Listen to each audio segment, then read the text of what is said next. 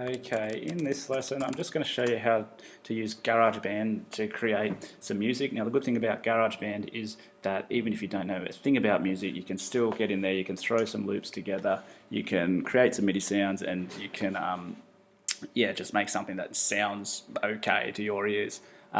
When you first open GarageBand, I'm going to click New and create a new empty project. If you just choose that one, it doesn't really matter what one you choose here.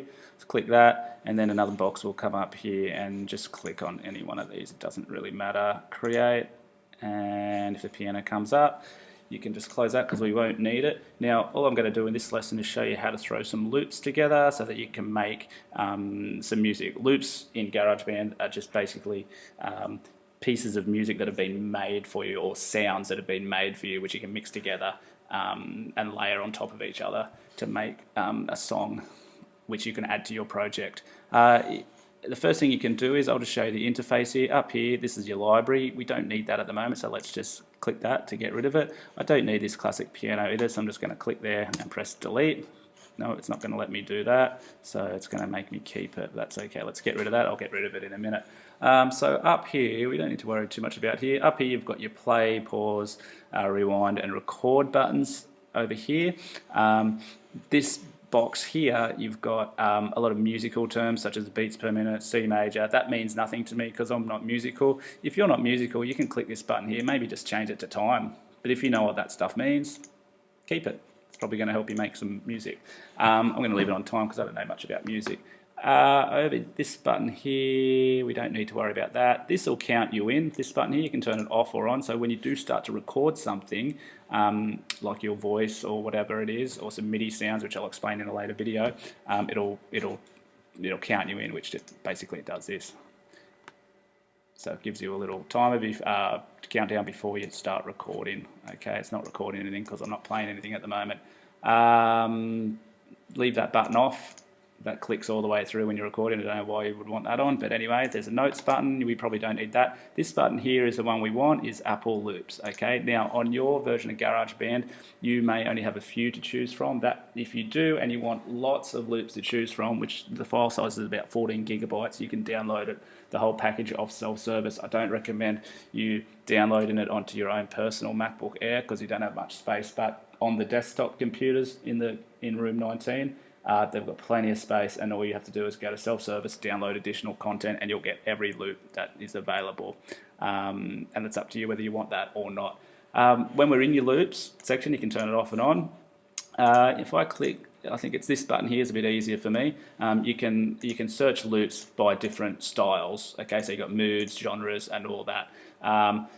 So I might just choose, let's go with electronic here, and then if I click all electronic, you can see I've got 652 electronic loops or bits of sounds and music that I can put in there, all drums, all rhythms. All right, let's just check. I might just check out some bass. All right, you can see as I click them, they change down here.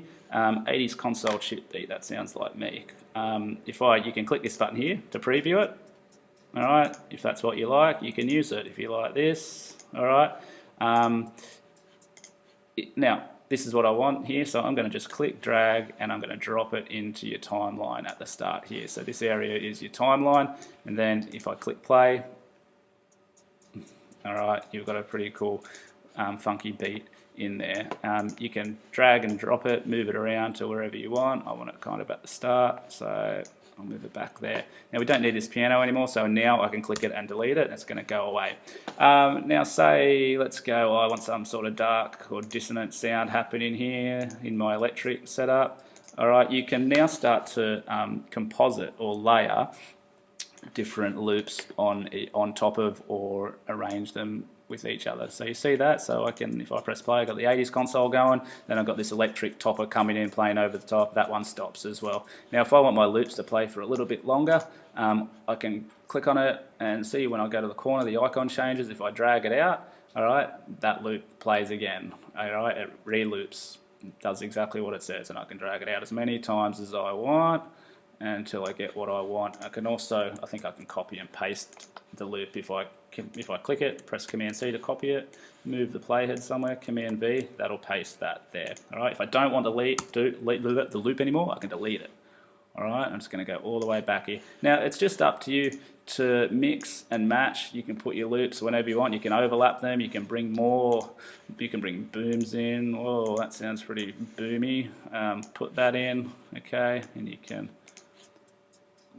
muck around. You can have as many channels or layers of music as you want. Alright, oh, that sounds so bad, but yeah, I'm not trying to make anything good for the example of this video. Okay, so that'll do for this one. Have a go, play around, see what you come up with.